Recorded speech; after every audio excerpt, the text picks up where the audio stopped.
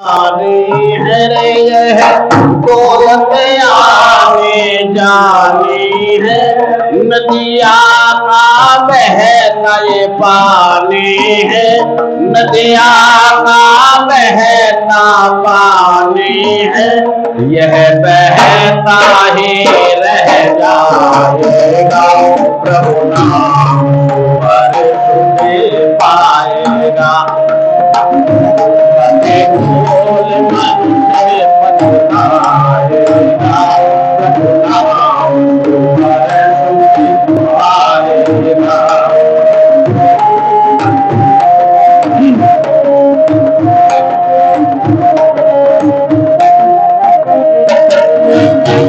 क्यों नींद से मैं टोल रहा भाई, नींद से मैं टोल रहा, और मोह माया में तो झोल रहा, और मोह माया में झोल रहा।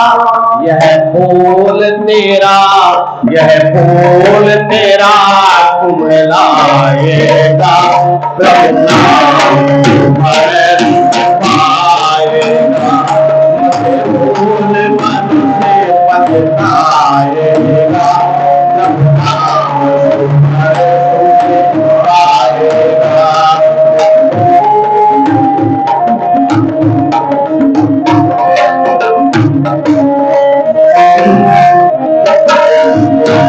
काया दो दिन की माया है रे का, या दो दिन की माया है, उड़ते पंछी की छाया है, उड़ते पंछी की छाया है, जो आया है वह जाएगा, प्रभु नाम तुझे पाएगा, मत भूल मन से पछताएगा, प्रभु नाम तुझे पाएगा।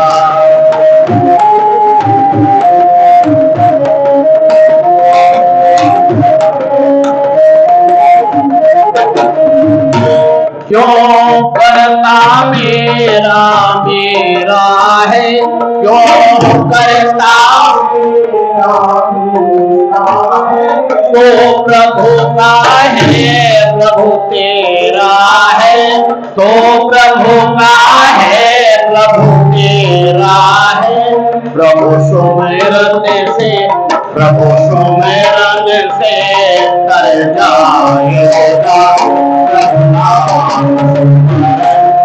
पाएगा, भूल मन से पछताएगा, प्रभु नाम तुम्हारे पाएगा, प्रभु नाम तुम्हारे पाएगा।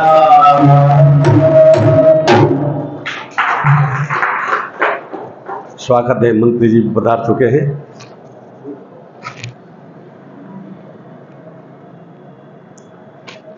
प्रधान जी भी पधार चुके हैं। बहुत बहुत स्वागत करते हैं प्यारी सी आर्य समाज आपका। देखना, जब हमारे सारे यजमान आ जाते हैं, मंच की ओर सामने बैठ जाते हैं, तो हमारा कुछ कहने का भी हृदय, क्यों जी? प्रातः काल जहाँ पर हमारा आज भोजन था दोपहर, तो पूज्य गुरुदेव आचार्य अशोक कुमार शास्त्री जी पंडित जी ने कहा जी कुछ 2 मिनट इनको दीजिए। तो एक बहन ने प्रश्न किया, अलीगढ़ से आई थी वो बहन, उसने कहा जी हम ये जो मूर्ति के अंदर प्राण प्रतिष्ठा होती है इसको कराते हैं, होती है नहीं होती है?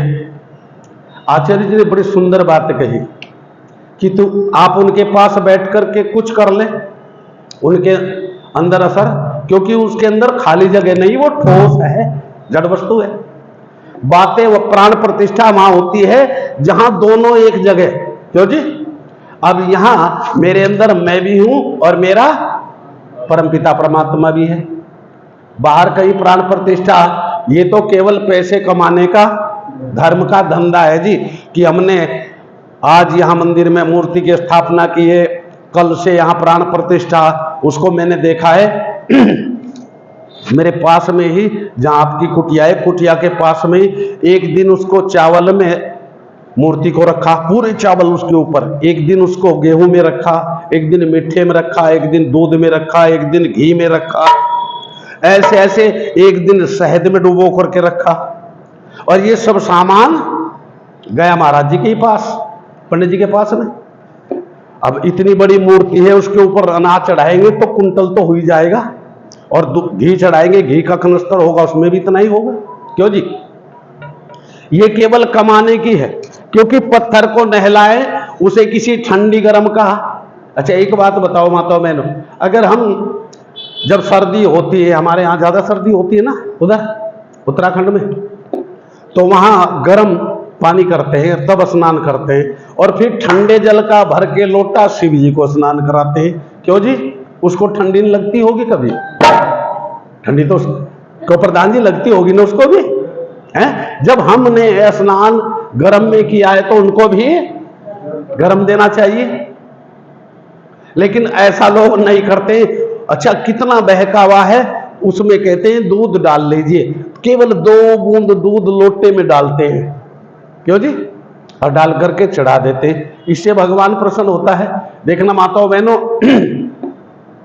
इससे परमात्मा नहीं, अगर जल को और दूध को चढ़ाना है, क्यों जी, जिसके पास में नहीं है उसको पहुंचाओ। तो समझ लीजिए मुझे आचार्य जी पधार चुके हैं, स्वागत है आपका।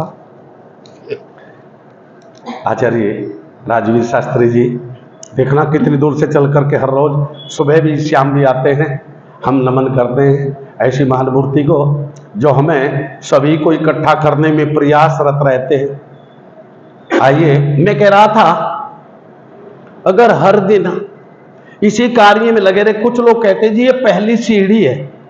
अच्छा एक बात बताओ, हम पहली सीढ़ी पे डंडे पे, या ये समझ लीजिए एक बोर्ड है और बोर्ड पर तीर का निशान है, उसके नीचे लिखा है कि सोलापुर इधर है, और हम केवल उस बोर्ड के पास बैठ जाएं, सोलापुर इधर है, सोलापुर इधर है, और बैठे रहे तो हम जाएंगे, पहुंचेंगे नहीं, बस वहीं रह जाएंगे। आज यही हालात इस हिंदू जिसको कहते हैं सनातन, इनको पता भी नहीं, अगर पूछ लिया जाए सनातन किसे कहते हैं, अरे सनातनी तो हम हैं, पुराने को कहते हैं ना, एक होता है न्यूतन, एक होता है पुरातन, एक होता है सनातन, वो हम हैं। वे क्योंकि सृष्टि के बाद में तैयार हुए, जितने भी मठ हुए, जितने भी मंदिर बने, आदि सृष्टि के बाद में, पहले सृष्टि और सृष्टि के उपरांत वेदों का स्थापन ऋषियों के द्वारा, और उसके बाद में बना जो कुछ बना है। तो ये तो बाद के हो गए, सनातन नहीं है, सनातनी तो हम हैं। आइए बस सीधे सीधे गीत से जुड़ना चाहते हैं। आज का जो परिवेश है, इस सारे भारत को देख लीजिए, ये जो पतन का कारण है ये केवल केवल पत्थर पूजा है, जड़ पूजा है, अन्यथा और कुछ नहीं है। क्यों गुरुजी, है ना? अगर ये पत्थर पूजा नहीं होती ना तो ये पतन भी न होता। और पहले भी जितनी भी लूट हुई हैं, जितनी भी खसोट हुई हैं, या किसी को लिया है दिया है, और भारत इस गारत में पहुंचा है कि कुछ नहीं कर पाया, हताश हो गया। किस कारण से? पत्थर की वजह से। और आज भी फिर उसी में लग रहे हैं लोग। मैं किसी को बुरा नहीं कहता हूं, लेकिन चिंतन करना चाहिए। क्या मंदिर अमेरिका के अंदर नहीं है, उनका काम नहीं चल रहा है? क्यों जी? अरब के अंदर अब बन रहे हैं, बताते हैं कि बना रहे हैं, वहां पर मंदिर बना रहे हैं, बहुत अच्छी बात है, बनाना चाहिए, आपकी संस्कृति है, पहुंचनी चाहिए, लेकिन वो ऐसे नहीं पूजा करेंगे जैसे यहाँ लाइन चल रही है। आइए मैं इधर रही गीत की ओर चलते हैं।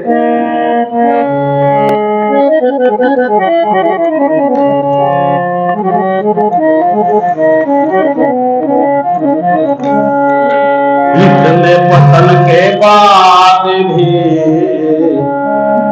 ये जो आज अभी हमने 80वां स्वतंत्र दिवस मनाया है ना, ये उन बहादुरों की वजह से मनाया है जिन्होंने मूर्ति पर नहीं, इन जीवित मूर्तियों को बचाया है उन्होंने। और कहा है क्या, इतने पतन के बाद भी आज भी जग सारा कहता है भारत प्यारा। इतने पतन के बाद भी आज भी जग सारा कहता है भारत प्यारा। सदियों तक गर्दिश में जिसका डोबा रहा सितारा, इतने पतन के बाद भी आज भी जग सारा कहता है भारत प्यारा। सदियों तक गर्दिश में जिसका डोबा रहा सितारा, इतने पतन के बाद भी आज भी जग सारा कहता है भारत प्यारा। ये सच हम बन करे रहे चक्रवर्ती सम्राट, ये सच है बन करे रहे चक्रवर्ती सम्राट। आलस और परमात्मा ने खो बैठे सब ठाट, आलस और परमात्मा में खो बैठे सब ठाट। होते अविद्या कलहेन घर, होते अविद्या कलहेन सर के, होते अविद्या कलहेन हमसे सर का मुकुट उतारा। इतने पतन के बाद भी आज भी जग सारा कहता है भारत। सदियों तक गर्दिश में भी डूबा रहा सितारा, इतने पतन के बाद भी आज भी जग सारा।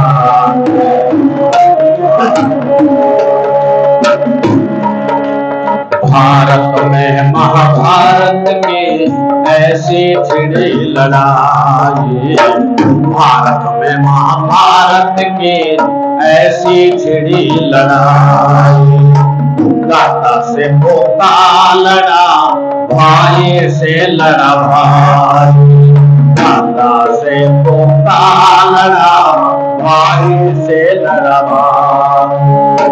गुरु को जिलों ने बाणों से बेद बेद के मारा, इतने पत्थर के बाद में आज भी जग सारा कहता है भारत। सदियों तक गर्दिश में जिसका डूबा रहा सितारा, इतने पत्थर के बाद में आज भी जग सारा। जर्जर होता ही गया दिन पर दिन यह देश, जर्जर होता ही गया दिन पर दिन यह देश। वैदिक धर्म को छोड़ कर बना भिक्षुक यार ये न रहे, वैदिक धर्म को छोड़ कर बना भिक्षुक यार ये न रहे। पूरे दिन था जब अशोक ने ये बौद्धों का मत स्वीकारा, इतने पतन के बाद भी आज भी जग सारा कहता है। सदियों तक गर्दिश में जिसका डूबा रहा सितारा, इतने पतन के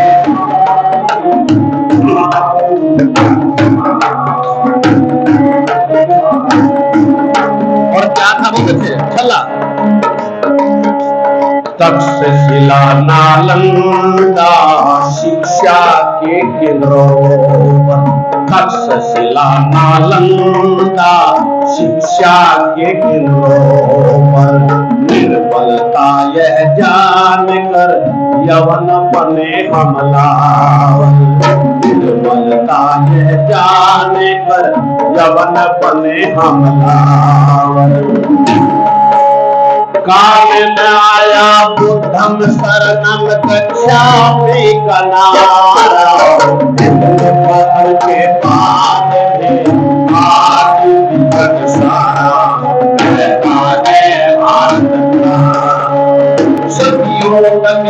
जिसमें जिसका तुम्हारा सितारा, इतने बदल के बाद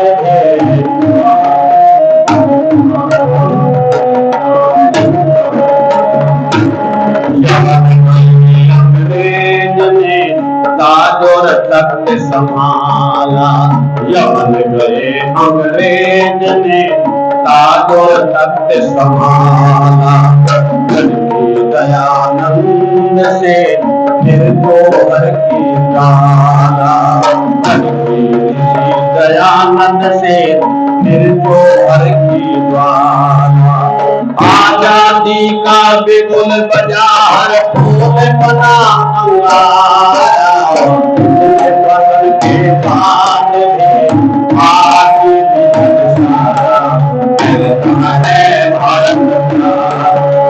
सदियों तक में जिसका तुम्हारा सितारा, इतने बदल के बाद भी आज भी सारा कहता है भारत प्यारा, कहता है भारत प्यारा, कहता है भारत प्यारा।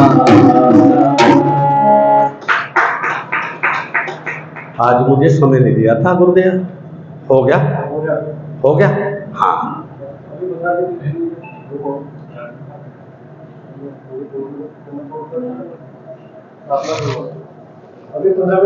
अच्छा, वाह जी वाह, हाँ बहुत अच्छी बात है। देखना 15 तो बहुत है। मुझे पहले में बताना था गुरुदेव, जब हम बैठे बस शुरू कीजिए, मैंने शुरू कर दिया।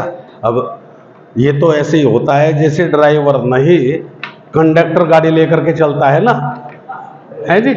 अब उसका कुछ भरोसा नहीं होता, और आप सभी जानते हैं ड्राइवर गाड़ी के अंदर हम सब सो जाएं कुछ बिगड़ेगा नहीं, लेकिन अगर ड्राइवर सो जाए तो ऐसा भी हो सके सभी सो सकते हैं, और ऐसे सो जाए कि फिर कोई उठाए नहीं, होता है ना। इसलिए आज पहले ये समझ लीजिए, अब तक जो गाड़ी लेकर के चले तो कंडक्टर लेकर चले, है ना। आइए, इतने पतन के बाद भी आज भी जग सारा कहता है भारत प्यारा। इस भारत भूमि को फिर से जो दिशा मिली, अन्यथा अगर किसी की दुर्दशा करनी है, किसी को दुख देना है, कष्ट देना है, उसकी दिशा भंग कर दो, एक बार उसको दिशा विहीन कर दो उसको। अगर किसी को यहां से लातूर जाना है तो उसको लातूर की बजाय क्यों जी दूसरा रास्ता पकड़ा दो, बेंगलोर वाले पे उसको उसकी गाड़ी को चढ़ा दो कि ये सीधा लातूर जाएगा, और वहां से फिर वापस ट्रेन लेकर के वापस आएगा। तो समझ लीजिए दशा, अगर आदमी मानव की दशा खराब होती है कब होती है, जब वो किसी की बात को मान कर न चले, और जब प्यार से पूछ लेता है भैया रे मेरे को यहाँ जाना है कि आइए 1 मिनट का समय दीजिए, मैं आपको ऐसा रास्ता बता रहा हूं, बिल्कुल एकदम पहुंच जाएंगे। और वो बात वही कार्य करता है आर्य समाज, ये सीधा सीधा रास्ता बताता है, ये इधर उधर घुमा करके फिरा करके कि आपको हरिद्वार जाना है, केदार में जाना है, बद्रीनाथ जाना है, और फिर उसके बाद 4 धाम की यात्रा वैष्णो जा करके और तब वापस आना है। आपने देखा होगा कई गाड़ियां, मैं राजौरी में जाता रहता हूं, अभी मई के महीने में 15 दिन का कार्यक्रम था हमारे इसमें राजौरी क्षेत्र में, जम्मू से अगली जो साइड जिसको सुंदरबनी कहते हैं, वहां तो मैंने कभी देखना, जब उधर से आते हैं ना तो गाड़ियां ऊपर से पेड़ों के ऊपर लटकी हुई हैं। 4 धाम की यात्रा वालों की गाड़ियां आचार्य जी पेड़ के ऊपर लटकी हुई हैं, पता नहीं कब कब की लटकी हुई है, पता नहीं चला, बस केवल उनमें से शरीर को तो निकाल लिया, गाड़ी वहीं टंग रही है। मैं पूछा उनसे, हमारे मास्टर जी हैं तिलक राम जी, बहुत अच्छे आर्य समाजी, पूरे क्षेत्र में कार्यक्रम कराते हैं महीना भर के लिए, मई के महीने में, तब वहां पर ठंडी होती है, बर्फ चलता है ना, तो ठंडी होती है, बहुत अच्छा लगता है। तो मैंने पूछ लिया उनसे, मैंने कहा मास्टर जी ये गाड़ी कैसे, अगर ये 4 धाम यात्रा पे लोग आए हुए थे, माताओं बहनों 4 धाम की यात्रा तो मानव को रोजाना करनी चाहिए, साल में 1 दिन नहीं, हर रोज चार धाम की यात्रा करनी चाहिए। चार धाम की यात्रा क्या है? क्यों जी? धर्म अर्थ काम, ये चार धाम की यात्रा है। रोजाना संध्या कीजिए, यात्रा कर रहे हैं। यहां बैठ करके हमने चार धाम की यात्रा नहीं की और गाड़ी बुक कर ली और हम चले गए, न जाने वापस आए कोई। क्योंकि चार धाम यात्रा पे जाने के लिए हमें गाड़ी की आवश्यकता नहीं है, किसी प्लेन की आवश्यकता नहीं है, ट्रेन की आवश्यकता नहीं है। बस अपनी ही ट्रेन में बैठ जाइए और इस ट्रेन में जब बैठ जाएंगे तो चार धाम की यात्रा प्रारंभ हो जाएगी। धर्म से प्रातःकाल संध्या के मंत्रों का पाठ कीजिए, उपासना के मंत्रों का पाठ कीजिए। आप धर्म से जुड़ गए हैं, अर्थ में लग गए हैं, काम आपको मिल चुका है। और फिर वो जो लास्ट यात्रा रह जाती है, धर्म अर्थ काम और जिसको कहते हैं मोक्ष, क्यों जी? वो आपको कोई मिलने में रोकने का नहीं, आपको हर हाल में मिलेगा। क्यों मिलेगा? क्योंकि विश्वास है ना, आपने धर्म से जुड़ करके कार्य किया है। और आप सभी जानते हैं, जो वृक्ष, जो पेड़, जो पौधा जमीन से जुड़ा रहता है, जो दीवार से भी जुड़ा रहता है, परमात्मा उसको भी रस। तो जी, मैंने दीवारों के ऊपर भी पीपल के पेड़ को, बरगद के पेड़ को देखा है। आपने भी देखा होगा बहना, जो पुराने जमाने के खंडहर पड़े हुए हैं उनकी दीवारों के ऊपर भी, क्योंकि वे जुड़े हुए हैं इसलिए उनको रस मिल रहा है, हरे हैं और भरे हैं, पल्लवित हो रहे हैं। ऐसे ही जो धर्म से जुड़ जाता है, जो जमीन से जुड़ जाता है, तो समझ लीजिए चार धाम की यात्रा को पार कर जाता है। और जो इससे नहीं जुड़ता, बस कभी यहां इसको विश्वास ही नहीं होता। कभी बड़ी पते की बात कहता है, एक कवि कहता है, दर दर जो फिरे, दर दर जो फिरे सदा ही दूर दूर होए, और एक दर का जो हो गया दूर दूर करे ना। माताओं बहनों, कुत्ते दो होते हैं, एक होता है पालतू, एक होता है फालतू। जो फालतू होता है ना, क्यों गुरुदेव? जो फालतू होता है उसको लोग डंडा से, क्योंकि उसे दर दर जाना है। और जो एक पालतू है उसके गले में भी पट्टा है, और जहां पर बैठा है उसके नीचे भी अच्छे अच्छे गद्दे भी मैंने देखे हैं, क्योंकि वो पालतू है, वो अपने मालिक की आज्ञाओं का पालन करता है। ऐसे ही हम भी वेद भगवान की, अपने मालिक की आज्ञाओं का पालन करेंगे और अपने पट्टे को बांध करके रखेंगे, ओम के नाम को जुड़ करके रहेंगे, तो हम फालतू नहीं, दूर दूर नहीं होंगे। क्यों जी? इसलिए कवि कहता है कि दर दर जो फिरे सदा ही दूर दूर होए, और जो एक दर का हो गया दूर दूर करे ना होए। फिर दूर दूर होने की आवश्यकता नहीं है। आइए बस गीत छोटा सा कह करके आगे बढ़ जाऊं।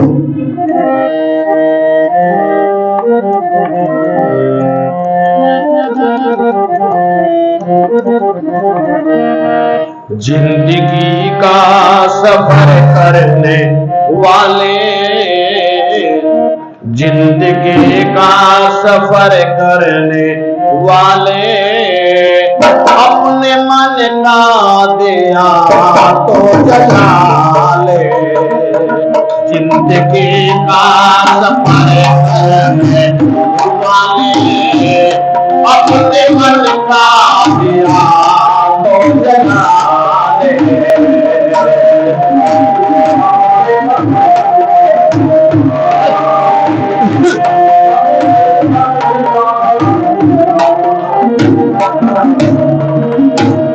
वक्त की धारी ये कह रही है, कष्ट क्यों आत्मा सह रहे हैं।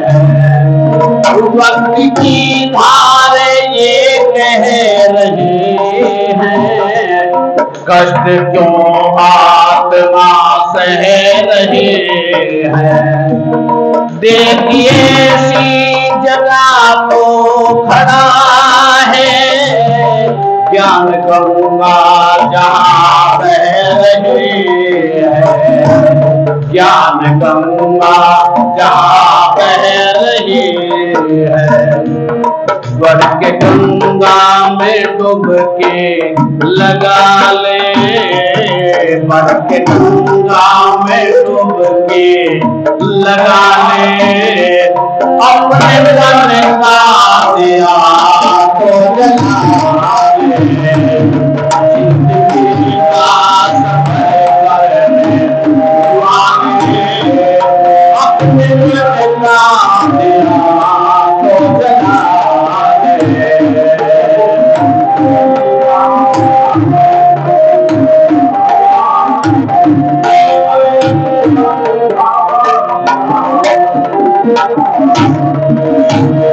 रात लंबी है गहरा अंधेरा, कौन जाने कहाँ हो सवेरा, कौन जाने कहाँ हो सवेरा। रात लंबी है गहरा अंधेरा, कौन जाने कहाँ हो सवेरा। तुम्हें अनजाने मंजिल का राहे चलते रहना ये है काम तेरा, चलते रहना ये है काम तेरा। रोशनी के डगर जगमगा ले, अपने मन का दिया तो जला ले, जिंदगी का सफर करने वाले, अपने मन का। सुनी सुनी है मंजिल की राहें, चूमना तेरे कदमों को चाहे, चूमना तेरे कदमों को चाहे। गहन पल में कहीं खो ना जाना, भटक जाए ना तेरी निगाहें, भटक जाए ना तेरी निगाहें। हर कदम सोच करके उठा ले, हर कदम सोच करके उठा ले, अपने मन का दिया तो जला ले, जिंदगी का सफर करने वाले, अपने मन का।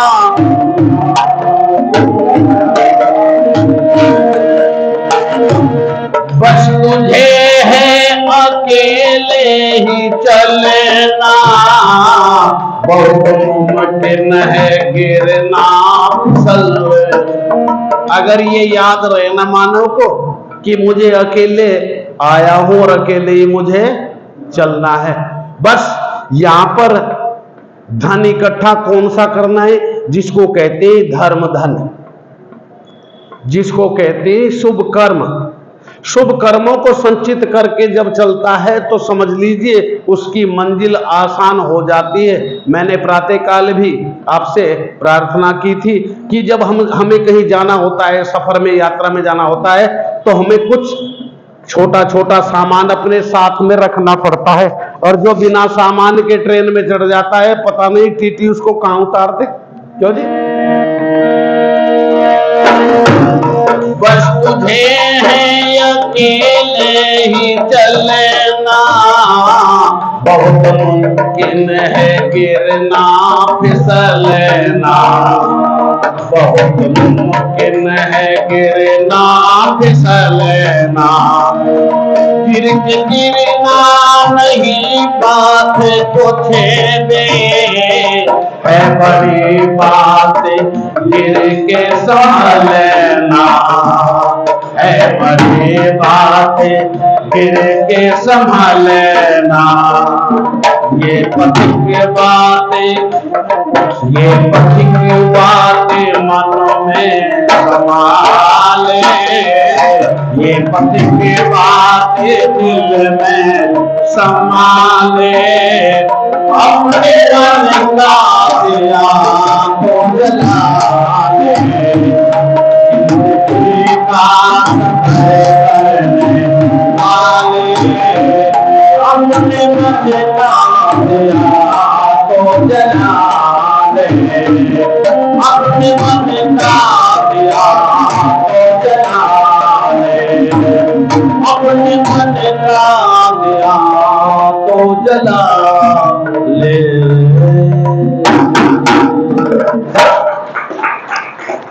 आप सभी ने मेरे नहीं उन ऋषियों के, उन कवियों के भजनों को सुना है। मैं आप सभी का हृदय की गहराई से अभिनंदन करता हूँ, स्वागत करता हूँ। और बहनों का विशेष सबसे पहले आकर के जो बैठ गई हैं, क्योंकि जो सबसे पहले आ जाता है, क्यों जी, और बैठ जाता है उनको, क्योंकि पीछे रहने वाला सबसे नीचे रह जाएगा। क्यों गुरुदेव? जो पीछे रहता है तो फिर भीड़ में रह जाता है, और जो पहले पहुंच जाता है वो छीड़ में रहता है, आराम से सीट में बैठ जाता है। जो बसें हमारे क्षेत्र में ज़्यादा चलती हैं, जो पहले जाकर के सीट ले लेता है तो समझ बैठ गया, अन्यथा कई रास्ते से बाद में बैठता है तो कई बार खड़े खड़े सफर, क्यों जी? तो आप पहले आकर के अपने स्थान नियुक्त किया और बैठे। आप सभी का हृदय की गहराई से अभिनंदन, स्वागत करता हूं।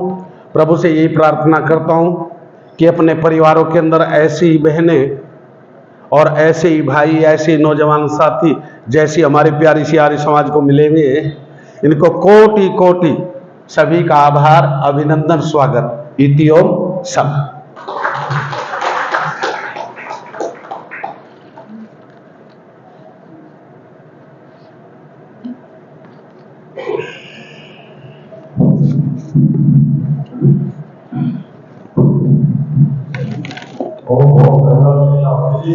बहुत ही सुंदर भजन अपने समाज के सामने रखा। आपको धन्यवाद देते हुए सभी उपस्थित माता शक्ति और प्रार्थना को आयुष्मान आभार व्यक्त करता हूँ। तो मेरे 6 दिन से आयुष्मान पुस्तक है अपना काम छोड़कर हमें सहयोग कर रहे हैं।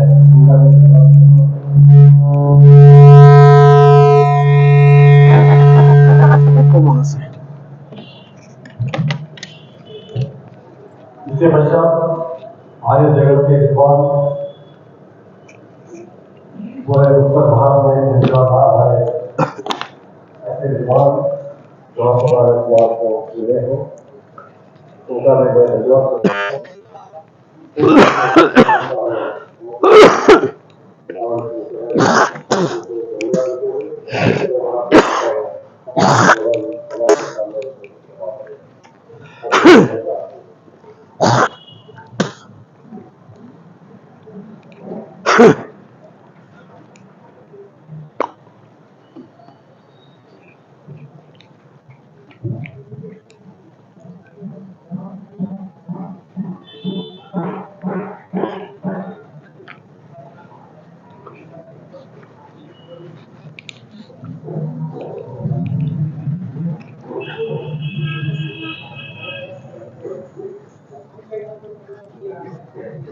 उसके लिए आपको बहुत डोनेट करना पड़ेगा।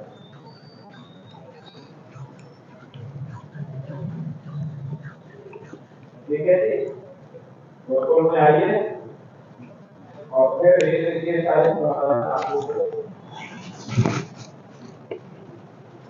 सभी लोग ये 1 घंटे का समस्या का समाधान हो जाए वो नहीं हो पाएगा। उसके लिए पहले से तैयारी करनी पड़ेगी, तब जाकर के ये सारी बातें आपकी समझ में आएंगी, गुरु लोग आपको समझा पाएंगे। ठीक है जी। मैं पिछले 2 दिन से शाम के समय जो निश्चित करके आता हूं उसको छोड़ देता हूँ और दूसरी तरफ चला जाता हूँ। आज मैंने पक्का निश्चित करके विचार किया था, जो मेरे मस्तिष्क में पहले से है उसको पूरा करूँगा। तो उसी दृढ़ता के साथ मैं आपके सामने उपस्थित हूँ। इसलिए आपको, दादाजी को मैंने गुरुकुल का नाम दे दिया है। ठीक है जी, मैं अपने रास्ते से न भटक जाऊं इसलिए। और ये वास्तविकता भी है। आपके प्रश्न बढ़िया है और उसको जानना चाहते हैं तो एक समय चाहिए, या फिर दोपहर में आते है ना, तो फिर थोड़ा सा समाधान किया जाता है। ऐसे समय नहीं। गायत्री मंत्र का पाठ करेंगे।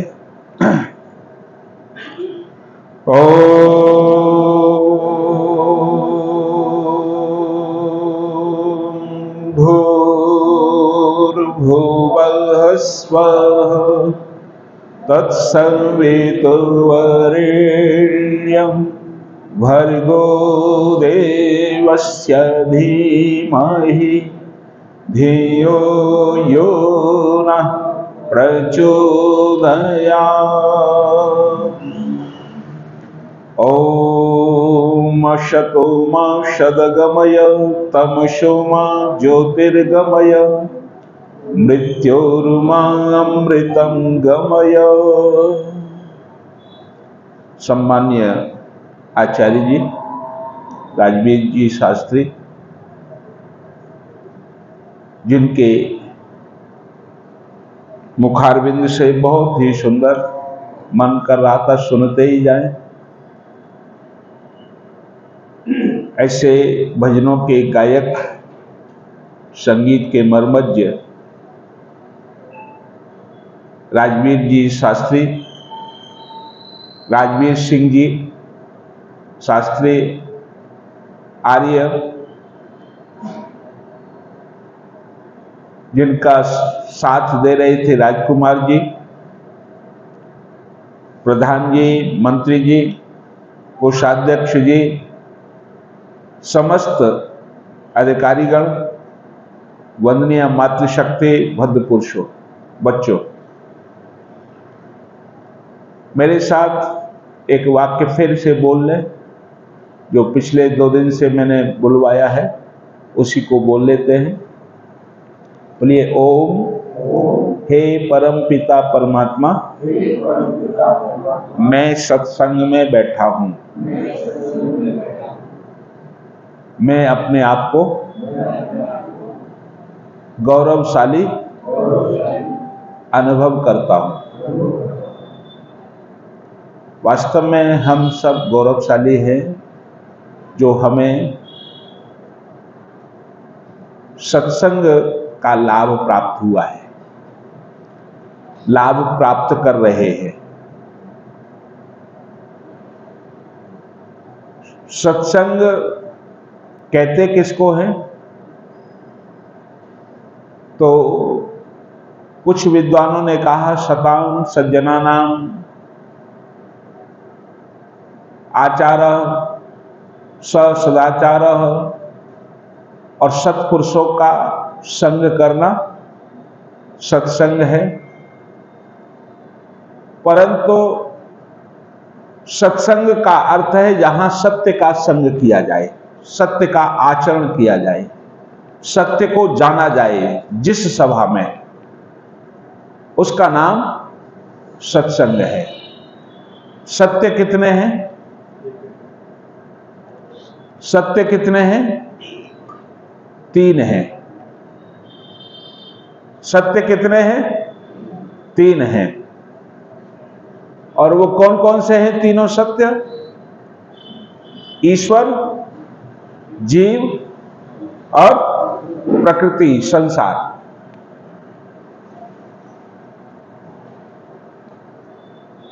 संसार सत्य है, जीव भी, आत्मा भी सत्य है, और परमात्मा भी सत्य है, जहां पर इन तीनों की चर्चा की जा रही हो, उसी का नाम सत्संग है। और जिन्होंने इन तीन को जान लिया, समझ लो सब कुछ जान लिया, उन्हें और कुछ जानने की आवश्यकता नहीं है, और फिर कुछ है भी नहीं इसके अलावा। इसके तीन के अलावा और कुछ है ही नहीं चौथा। ये सारा ब्रह्मांड इस तीन में ही समा जाता है। तो ऐसे सत्य, अच्छा तीन में ही समा जाता है, सब कुछ जान लिया, क्या अर्थ है? और कुछ बचा नहीं। तो ध्यान रखना, सब जो संज्ञा है बहुवचन में लगती है, एक वचन में एक, द्विवचन में दो, और बहुवचन में तीन, अथवा तीन से जितने भी अधिक होंगे वो सब में आते हैं। तो पहला एक परमात्मा, दूसरा आत्मा, तीसरा ये संसार प्रकृति, ठीक है, ये तीन हो गए तो सब जान लिया हमने। इन तीन में ही सब कुछ है, फिर और कुछ जानने की आवश्यकता नहीं है। इसलिए इन तीन की जहां चर्चा होती है उसी का नाम सत्संग है। और सही सही चर्चा होती है, होती तो है बहुत जगह, परंतु उसके स्वरूप से हटकर के होती है। जैसा स्वरूप वस्तु का है वैसी ही चर्चा की जाती है, तो फिर सत्संग है। तो मैं यहां पर कहना चाहूंगा, सबसे पहले किसको जानना है? यही गलत हो जाता है। यहां पहले नाम ईश्वर का आया है सत्य में, दूसरा जीव आया है, तीसरा संसार आया है। परंतु यहां सबसे पहले जानना है तो क्या, किसको जानना है? अपने आप को जानना है। जब तक अपने आप को नहीं जानोगे तब तक संसार को नहीं जान सकते। और जब संसार तो तीसरी शक्ति को जानने का क्या है? साधन है। जानने वाला कौन है? आत्मा। और किससे जानना चाहता है? परमात्मा को। पर साधन नहीं है तो परमात्मा को जान नहीं सकता है। तो साधन कौन है? प्रकृति से बना हुआ यह संसार। इसलिए क्या करो, सबसे पहले अपने आप को जानो, मैं कौन हूं। जिसने ये जान लिया मैं कौन हूं, तो समझ लो वो प्रथम सीढ़ी पर आ गया है। मैं कौन हूं तो परमात्मा बताता है वेद मंत्र के द्वारा। अच्छा, मैं अपने बारे में जानना चाहता हूं तो क्या अपने आप जान लूंगा? मेरे बारे में सबसे ज्यादा कौन जानता है? मेरी मां या अन्य लोग या मैं? है? मेरी मां मुझे ज्यादा जानती है। इसलिए अपने आप को जानना चाहते हो तो अपनी मां से पूछिए। और कौन सी मां? वेद माता। वेद माता, वेद को मां कहा है, वेद माता। स्तुता वया वरदा वेद माता। अर्थात वेद के द्वारा अपने स्वरूप को अपनी मां से पूछो, वेद रूपी मां से पूछो। तो अथर्ववेद का मंत्र है, मैं आपके सामने रखता हूं। भगवान क्या कह रहा है? अपने पुत्र आत्मा का डर को दूर करते हुए नहीं तो दूसरे लोग क्या करें, मर जाओगे, क्या मर जाओगे, तुम्हें कोई मार देगा, दूसरे लोग आपको भड़काएंगे। और सबसे बड़ा डर यदि कोई है तो मृत्यु का है। मुझे याद नहीं आ रहा, मैंने शायद आपको सुना दिया अपने घर की घटना, सुनाई क्या अपने घर की घटना? नहीं, मेरे दादाजी को पैरालिसिस हो गया। क्या हो गया? पैरालिसिस हो गया। उस समय मेरी अवस्था 5 वर्ष की थी। बैलगाड़ी में रख करके कच्ची रास्ते से गांव से पास के शहर कस्बा में ले गए, मारेरा। वहां डॉक्टर से उपचार कराया। आगरा बहुत दूर था, 80 किलोमीटर, आज के समय में कोई दूर नहीं है, परंतु जो लोग बैलगाड़ी से चलते हो उनके लिए तो बहुत दूर था। तो वहां पर कस्बे में उनको दिखाया, दवा दी और कहा जल्दी सही होना चाहते हैं। क्या? जल्दी सही होना चाहते हैं तो ये काम करना है आपको।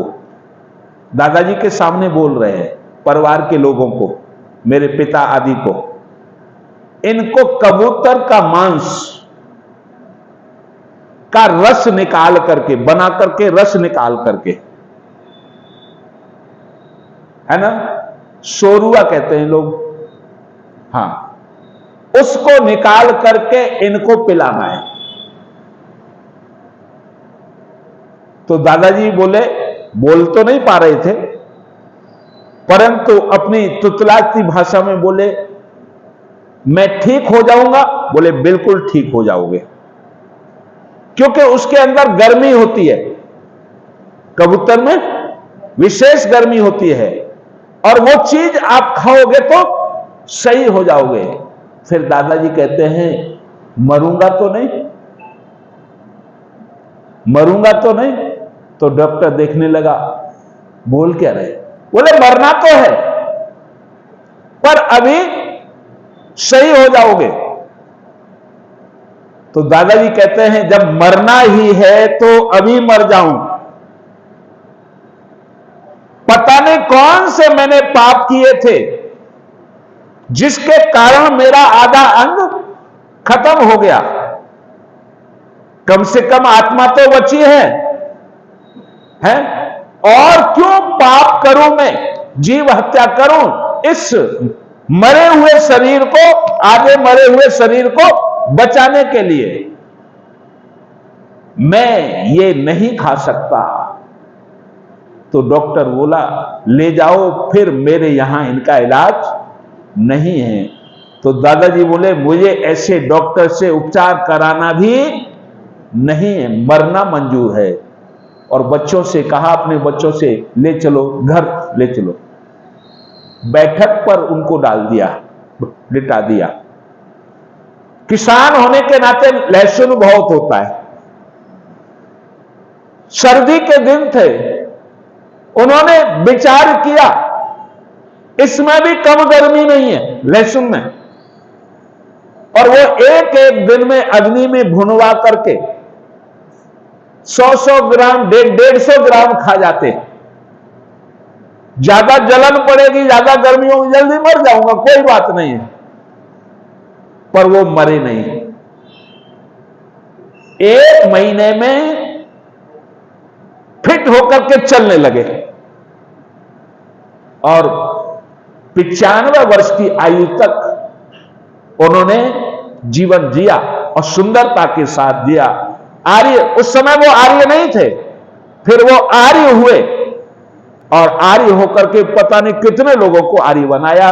उन्हीं के प्रताप से मुझे गुरुकुल में जाने का अवसर मिला। माताओं, अपने को बचाने के लिए व्यक्ति क्या करता है? घृणित से घृणित पाप करता है। कौन करता है? जो अपने को जानता नहीं है। इसलिए अथर्ववेद का मंत्र है, और मंत्र क्या है? मां विभे। परमात्मा क्या कह रहा है? वेद माता क्या कह रही है? मां विभे, न मरिष्यसि न मरिष्यसि न मरिष्यसि, डरो मत, तुम में से कोई भी मरने वाला नहीं है। 3 बार कहा है, न मरिष्यसि न मरिष्यसि न मरिष्यसि, तुम में से कोई भी मरने वाला नहीं है। क्यों नहीं मरने वाला? अमृतम, तुम सब अमृत हो। और बाद में कहा कैसे अमृत हैं? तो कहा मम पुत्र, तुम सब मेरे पुत्र हो, मैं परमात्मा हूं, तुम आत्मा हो, तुम शरीर नहीं हो। पिछले दिनों मैंने बताया था ये शरीर मेरा है पर मैं शरीर नहीं हूं। मैं कौन हूं? मैं आत्मा हूं जो अपने को जान लेता है, ध्यान रखना, फिर उससे परमात्मा दूर नहीं रहता और वो परमात्मा को भी जान लेता है। विचित्र बात यह है, अपने आप को जानते नहीं, जो मैं बोल रहा था, और संसार को भी नहीं जानते। तीसरी सीढ़ी पर एकदम पैर रखना चाहते हैं। जो तीसरी सीढ़ी पर, सीढ़ी समझ रहे हैं ना, जो पैर रखता है वो औंधे मुंह नीचे गिरता है, वो कहीं का नहीं रहता। इसलिए क्या करो, पहले अपने आप को जान लो। और अपने आप को क्या जानना है? मैं आत्मा हूं। आत्मा शब्द किस धातु से बना है मालूम है आपको? आत्मा शब्द अति सातत्य गम्य धातु से बना है। अर्थात आत्मा उसे कहते हैं जो गमन करता है। किधर करता है? अपने लक्ष्य की तरफ करता है। क्या लक्ष्य है हमारा? तो मैं एक उदाहरण देना चाहता हूं। आप मिट्टी का डेला ऊपर फेंको, है जी, मिट्टी का डेला ऊपर फेंको, पत्थर को ऊपर फेंको। जब तक फेंकने वाले की शक्ति उसमें काम कर रही है तब तक वो ऊपर जाएगा। जैसे ही उसकी शक्ति खत्म होगी, वो नॉर्मल होगा, फिर किधर जाएगा? क्यों जाएगा? तो यहां पर एक सिद्धांत काम कर रहा है और वो है गुरुत्वाकर्षण का। फल गिरा था, बहुत लोगों ने देखा फल गिरते हुए, है ना, परंतु लोग न्यूटन का नाम लेते हैं, गुरुत्वाकर्षण की खोज उन्होंने की। मैं यदि गलती नहीं कर रहा तो ध्यान रखना, उससे भी पहले गुरुत्वाकर्षण की खोज हो चुकी है। उस ऋषि का नाम क्या है? आचार्य भास्कराचार्य। यदि मैं गलती नहीं कर रहा तो, मैं थोड़ा कंफ्यूजन हूं। आचार्य भास्कराचार्य ने गुरुत्वाकर्षण की खोज की। लोगों ने हमारे इतिहास को गड़बड़ कर दिया और विदेशियों की महिमा मंडित किया। खैर, उधर मैं नहीं जाना चाहता, पर यहां पर मैं प्रश्न करता हूं, गुरुत्वाकर्षण होता कहां है? गुरुत्वाकर्षण होता कहां है? उत्तर दूंगा, उससे पहले 2 और उदाहरण दे दूं। आप कभी भी दीपक जलाते हैं, है जी, दीपक जलाते हैं ना, रोज दीपक जलता है, या कहीं भी अग्नि जलती है, उसकी लौ किधर जाती है? ऊपर जाती है। क्यों जाती है? यहां भी गुरुत्वाकर्षण काम कर रहा है। यहां भी गुरुत्वाकर्षण काम कर रहा है। एक तीसरा उदाहरण देता हूं। समुद्र से बादल बनते हैं। क्या बनते हैं? बादल बनते हैं, और वो हवा उनको मैदान में फेंक देती है और वो बूंदों के रूप में बरसते हैं, और वर्षा बूंदों के रूप में होती है। फिर वो इकट्ठा हो जाता है जल, और वो जल इकट्ठा होकर के उसके अंदर प्रवाह बन जाता है, बहने लगता है, नाली को प्राप्त होता है। नाली के द्वारा नदी को प्राप्त होता है, और नदी का जल किधर जाता है? क्यों जा रहा है? यहां भी गुरुत्वाकर्षण काम कर रहा है। तो मैं आपको चिंतन दे दूं, गुरुत्वाकर्षण वहां काम करता है हमेशा। गुरुत्वाकर्षण, गुरु माने भारी भंडार, गुरु माने भारी भंडार। प्रत्येक वस्तु हमेशा अपने भंडार की तरफ दौड़ लगाती है, स्वाभाविक रूप से। ये सभी वस्तुएं जड़ हैं, और जड़ में कोई ज्ञान नहीं होता, परंतु स्वाभाविकता यह है, ये अपने अपने भंडार की तरफ दौड़ लगा रही है। मिट्टी का डेला किसका टुकड़ा है?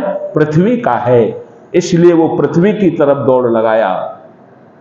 अग्नि का भंडार कौन है? सूर्य है, इसलिए वो सूर्य की तरफ गति कर रही है। और जल का भंडार कौन है? समुद्र है, और वो समुद्र की तरफ भंडार गति कर रहा है जल। ये नदियां किसने बनाई? नदियां किसने बनाई? लोग कहते हैं परमात्मा ने बनाई।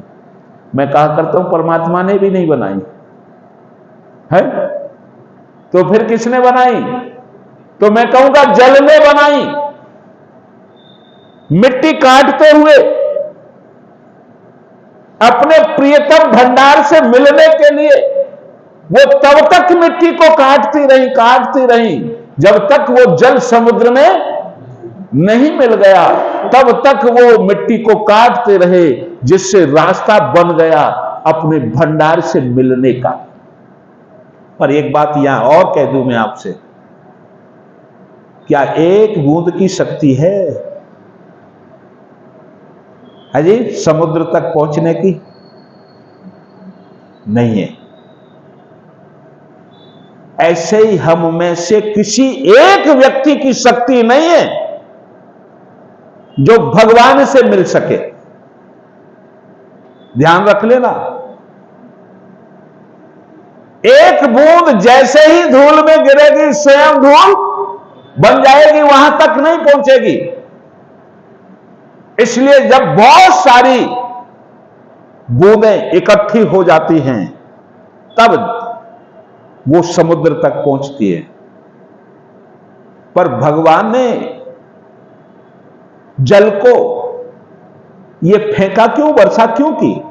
समुद्र में ही रहने देते? ये प्रश्न कल परसों ये किया था। जो गुजराती परिवार है जहां हम भोजन करने के लिए गए थे, ये प्रश्न किया था। क्या प्रश्न किया?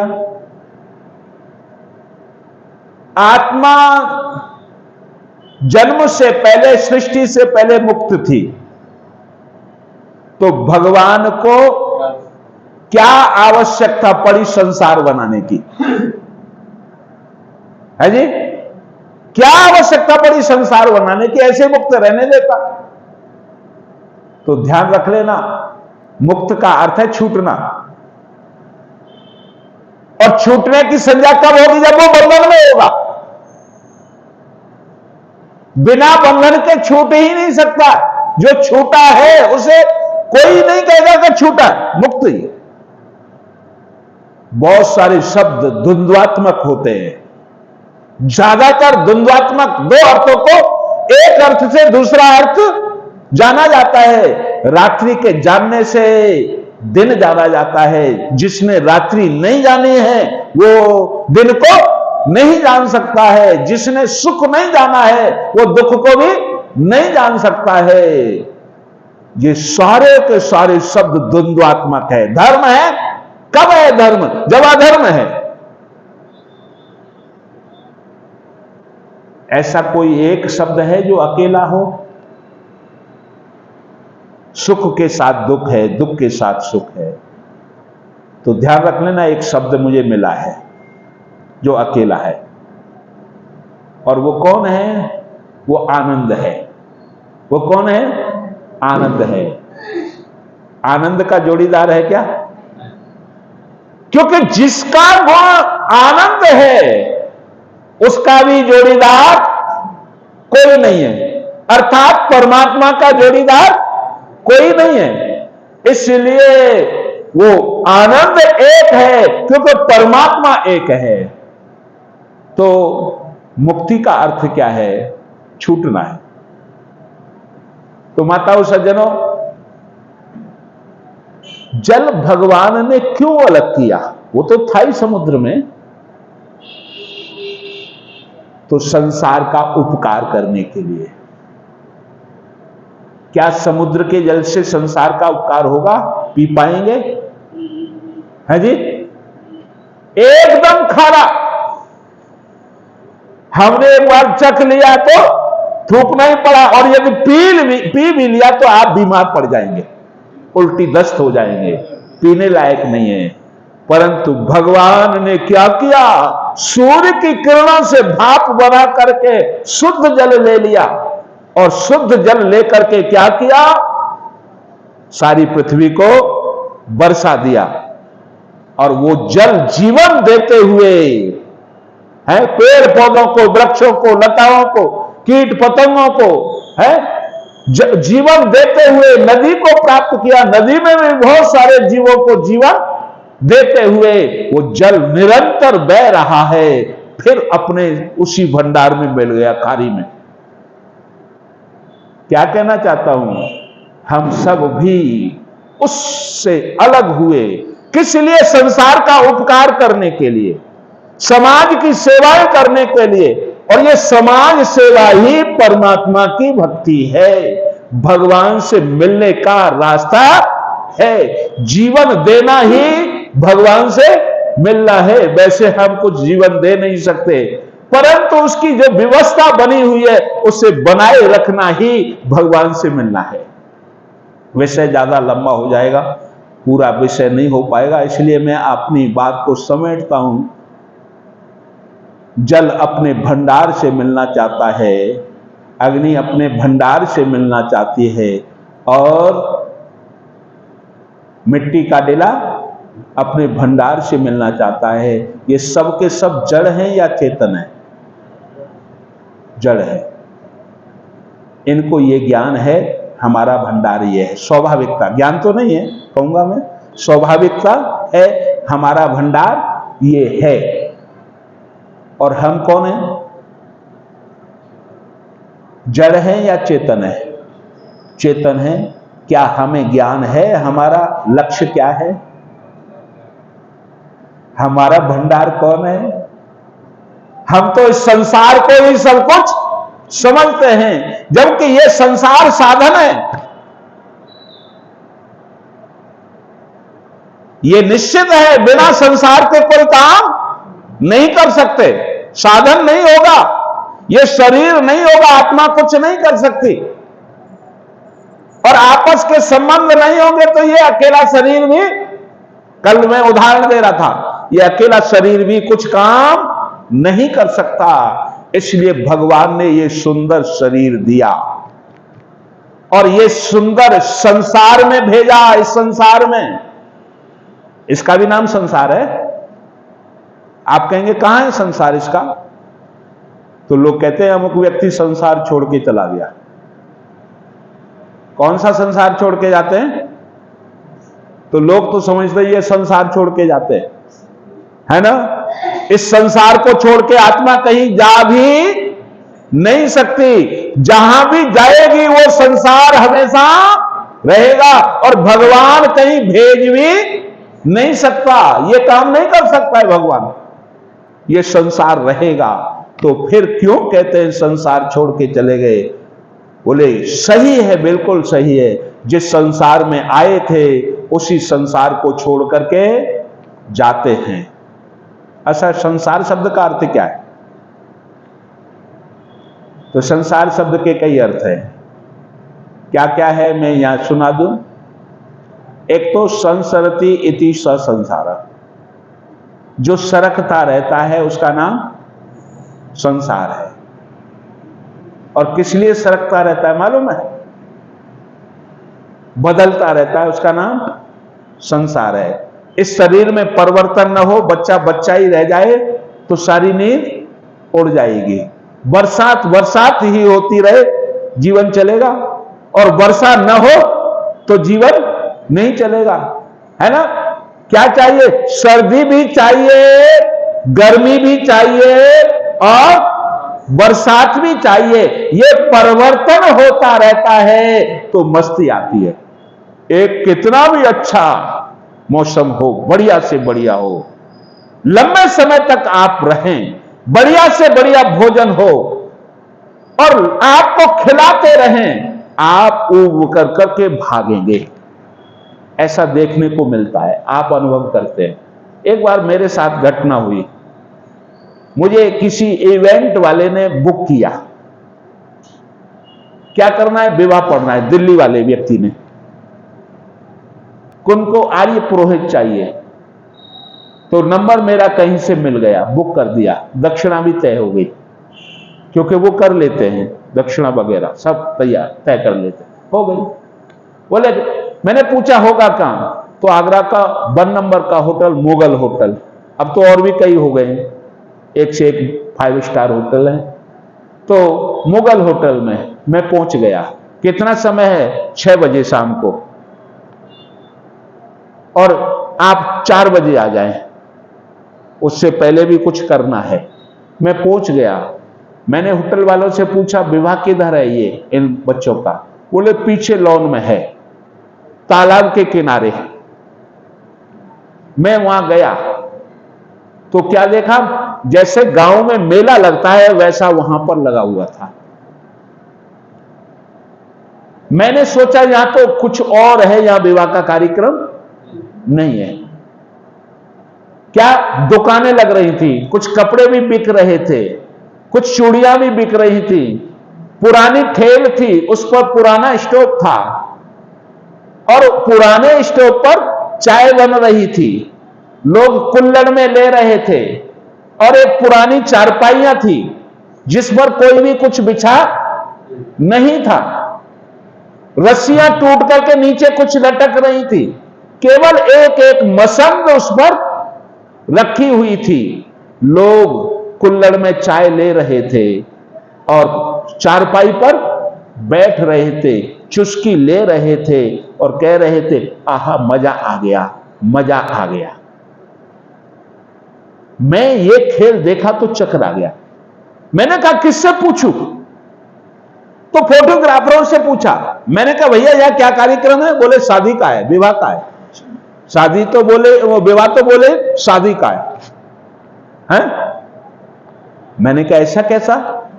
तो वो मुस्कुराने लगा। पंडित जी पहली बार देखा है क्या?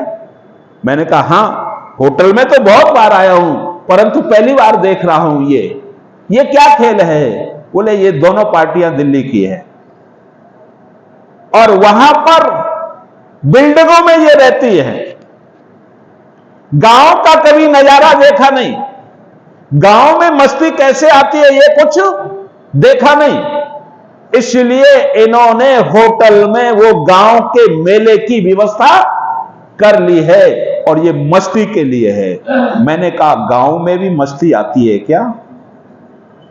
क्योंकि मैं गांव का रहने वाला हूं। एक आध दिन मैं गांव चला जाऊं तो थोड़ा अब सुविधा भुक्त भोगी हो गया हो ना, वहां उतनी सुविधाएं नहीं होती तो मुश्किल होता है। मैंने सोचा क्या गांव में भी मस्ती आती है?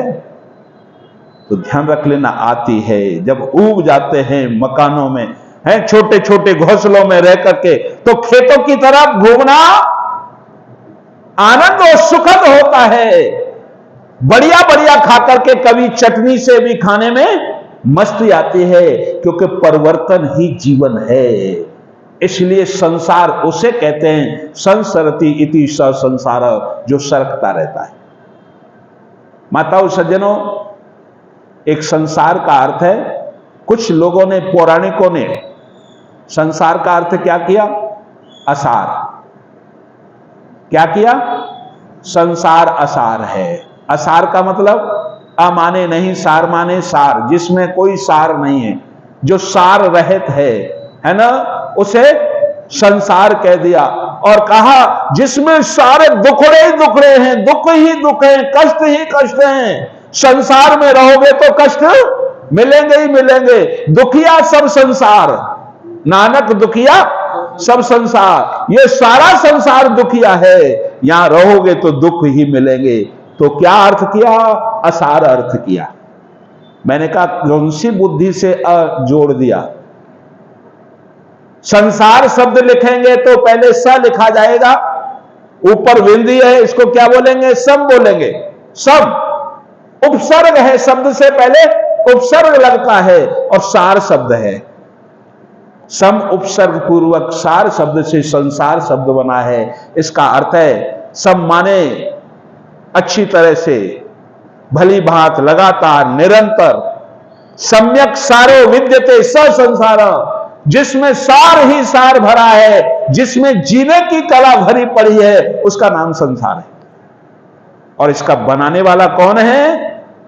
हम में से कोई नहीं है। ये किसने बनाया? हम में से किसी ने नहीं बनाया है। इसका रचनाकार तो वो प्रभु है। इन संबंधों का देने वाला कौन है? वो प्रभु है, और प्रभु कोई सामान्य नहीं। एक चौथे का कार्यक्रम था पंजाबियों में, आगरा में। चौथा समझते हैं क्या? जिसे उठावनी बोलते हैं, या जिसे शांति सभा बोलते हैं, मृत्यु के तीसरे दिन या चौथे दिन। मेरा परिवार में बहुत आना जाना, विशेष, मेरे बिना कोई काम नहीं होता। बोले पंडित जी इस बार दिल्ली से कोई पार्टी आ रही है, उसको सुनेंगे, आपको नहीं सुनेंगे हम चौथे में। आपको तो सुनते ही रहते, घर के हो। मैंने कहा कोई बात नहीं, घर के तो घर के हैं, उसको सुन लेंगे। हाँ 5 मिनट बाद में आपको देंगे। तो मैं बैठ गया। दिल्ली से जो पार्टी आई उसने अपना मोर्चा संभाला, संगीत में उन्होंने शांति सभा की, और साथ में बीच बीच में जैसे आप बोलते हैं ऐसे ही वो बोल भी रहे थे, और कहने लगे ये संसार झूठा है, इस संसार में दुख ही दुख है, जो मैं बोल रहा था अभी। और इस संसार से जो प्यार करेगा, इस संसार से जो प्रेम करेगा, ध्यान से सुनना, बहुत पते की बात बोल रहा हूं, वो झूठा प्रेम होगा, क्योंकि संसार झूठा है। और जो झूठा प्रेम करता है वो सीधा नरक में जाता है, घोर नरक में जाता है। इसलिए सच्चा प्रेम करो, सत्य प्रेम करो। और संसार में सत्य है तो केवल एक है। उनकी भाषा हमने तो 3 बताए, हमने 3 बताए, वो कहता एक है। और वो कौन है? वो प्रभु परमात्मा है। इसलिए केवल प्रभु परमात्मा से प्यार कीजिए। और संसार से प्यार करोगे, संबंधों में फंसोगे, है ना, रिश्तों में फंसोगे, तो फिर नरक में जाना पड़ेगा। बोलो जी, इस उपदेश से संसार का बिगाड़ होगा या भलाई होगी? और कथा कहने वाले खूब कथा कर रहे हैं, और जय हो सुनने वाले जय हो कर रहे हैं कथावाचक की, और खूब सारा धन दे रहे हैं। पता नहीं बुद्धि पर ताले लग गए हैं क्या? और उन लोगों की बुद्धि पर ताले लग ही जाते हैं जो वेद की शरण में नहीं आता, सत्यार्थ प्रकाश को नहीं पढ़ता, ऋग्वेद आदि भाष्य भूमिका को नहीं पढ़ता, ऋषि कृत ग्रंथों को जो नहीं पढ़ता है। ध्यान रखने ना, उनकी बुद्धि पर ताले लग ही जाते हैं। उनको कितना भी समझ लो, समझ में नहीं आता, उससे अलग उनकी बुद्धि चलती नहीं। ऋषयो मंत्र दृष्टारा, ऋषि कौन है? जो मंत्र दृष्टा है, जो रिसर्च करता है, खोज करता है, सीमित नहीं रहता। और जो ऋषियों को पढ़ने वाला है, ध्यान रख लेना, उसकी बुद्धि भी रिसर्च करती है। वो यूं ही नहीं मान लेता, ये क्यों, कैसे, उसकी बुद्धि प्रखर हो जाती है। और बुद्धि प्रखर करने के लिए क्या करना पड़ेगा? ऋषि प्रणीत ग्रंथों को पढ़ना पड़ेगा। वैसी पुस्तकों को पढ़ोगे तो खोदा पहाड़ निकली चुहिया, और ऋषि प्रणीत ग्रंथों को पढ़ोगे तो समुद्र में गोता लगाया और बहुमूल्य रत्नों को पाया। ऐसा होता है। इसलिए हमें ऋषि प्रणीत ग्रंथों को पढ़ना चाहिए। लोग सुनते रहे, मैं उस समय अंदर से उबल रहा था, क्योंकि मैं बैठा था। मैंने कहा 5 मिनट मिल जाए बस मुझे, और वो तो मिलेंगे ही, कह दिया था। तो 5 मिनट मिले मुझे, 5 तो नहीं, मैंने 7 ले लिए, 2 और ज्यादा ले लिए। मैंने कहा ये बताओ ये संसार किसने बनाया? तो सबका सिर हो गया ऊपर को। किसने बनाया? परमात्मा ने। मैंने कहा परमात्मा झूठा है या सच्चा है? तो कहने लगे वही तो सच्चा है और तो सब झूठा है। वही तो सच्चा है और सब झूठा है। मैंने कहा जब वो सच्चा है तो उसकी बनावट, वो क्रिया जो भी बनाएगा, जिसने बनाएगा, झूठी बनाएगा या सच बनाएगा? झूठे लोग झूठी चीजें बनाते हैं और जो सत्य लोग होते हैं वो सत्य चीज बनाते हैं। तो चुप हो गए। मैंने कहा झूठे झूठी चीज बनाते हैं और सच्चे सत्य बनाते हैं। परमात्मा यदि सत्य है तो उसका ये संसार बनाया हुआ भी सत्य है, झूठा नहीं है। अब ये बात अलग है कि हम प्यार कैसे करें। अच्छा माताओं, मैं यहां पूछना चाहता हूं, राष्ट्रपति से मिलना है, राष्ट्रपति से मिलना है, क्या डायरेक्ट मिल जाएंगे? नहीं मिल सकते। मिलने की विधि है। पहले राष्ट्रपति के प्रतिनिधि से संपर्क जोड़ना पड़ेगा और उसे विश्वास दिलाना पड़ेगा कि हम मिलने लायक हैं। और जब उसे विश्वास हो जाएगा कि ये आवश्यक है, मिलना इनका आवश्यक है, मिलने का पात्र है ये, तो वो प्रतिनिधि आपको किससे मिलाएगा? राष्ट्रपति से मिलाएगा। जब राष्ट्रपति से हम डायरेक्ट नहीं मिल सकते तो विश्वपति से भी हम डायरेक्ट नहीं मिल सकते, ध्यान रख लेना। उसके लिए विश्वपति ने अपने प्रतिनिधि दे रखे हैं। और वो प्रतिनिधि कौन है? त्वमेव माता च पिता त्वमेव, त्वमेव बंधुश्च सखा त्वमेव, त्वमेव विद्या द्रविड़म त्वमेव, त्वमेव सर्वम मम देव देव। वो मां है तो यहां मां दी है, वो पिता है तो यहां पिता दिए, वो भाई है तो वो भाई यहां दिए। अर्थात जितने संबंध उससे हैं वही सारे संबंध हमको यहां मिले हैं। पर इन संबंधों के द्वारा कैसे मिले? इन संबंधों के द्वारा कैसे मिले? तो उसके लिए प्रेम शब्द है, प्यार शब्द है। अर्थात प्रेम करो। और कैसा प्रेम करो? जो झूठा ना हो जाए, है?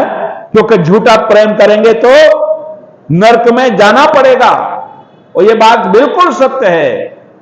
तो मैं यहां पर पूछना चाहता हूं, और समय भी होने वाला है, प्रेम की इकाई क्या है? प्यार की इकाई क्या है जहां से प्यार प्रारंभ होता है?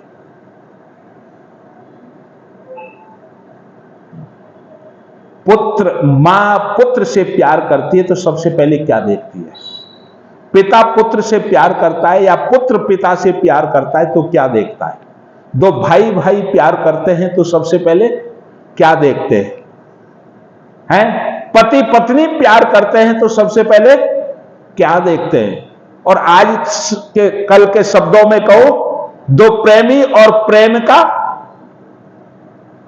प्यार करते हैं, या प्रेमी और प्रेमिका का मतलब वो वाला नहीं है। जो भी प्यार करता है वो प्रेमी और प्रेमिका ही है? प्यार करते हैं तो सबसे पहले क्या देखते हैं?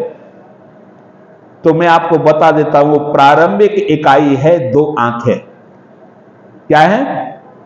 दो आंखें। आंखों आंखों में आपस में टकराती हैं, आंखों आंखों में प्यार होता है। कोई भी प्यार हो, सबसे पहले आंखों आंखों में देखा जाता है, आंखों आंखों में प्यार हो जाता है, और इतना प्यार हो जाता है कि बिना देखे रह नहीं सकते। फिर आंखों के बाद फिर क्या देखते हैं? शरीर देखते हैं। फिर शरीर से प्यार हो जाता है। फिर वहां रूप रंग नहीं देखा जाता, शरीर देखा जाता है। प्यार हो गया है तो फिर रूप रंग में नहीं, है ना? प्यार चीज ही ऐसी है। तो शरीर देखते हैं, शरीर से प्यार करने लग जाते हैं। पर ध्यान देना, आंखों से प्यार प्रारंभ हुआ, शरीर पर रुक गया, और जिनका प्यार केवल शरीर तक रह गया है वो झूठा प्यार होता है। और जो झूठा प्यार करता है वो सीधा नरक में जाता है। ये कथावाचक की बात बिल्कुल सही है, क्योंकि ये शरीर संसार है, ये शरीर संसार है। अभी संसार की परिभाषा की थी मैंने, ये शरीर संसार है क्योंकि ये साधन है, इसके द्वारा है परमात्मा से मिला जाता है। क्यों झूठा प्यार है? ये जरूरी नहीं कि शरीर की सुंदरता हमेशा बनी रहे। जिस सुंदरता को देख करके, जिन आवश्यकताओं को देख करके हमने शरीर से प्यार किया था, वो जरूरी नहीं कि जीवन पर्यंत वो आवश्यकताएं उस शरीर से पूरी हों। ये जरूरी नहीं कि उस शरीर की सुंदरता हमेशा बनी रहे। एक मिनट में, एक एक्सीडेंट में सारी सुंदरता धरी रह जाती है। ये धन जरूरी नहीं है कि हम हमेशा कमाने वाले रहें, है ना? हमने भौतिक वस्तुओं को देख करके प्यार किया था।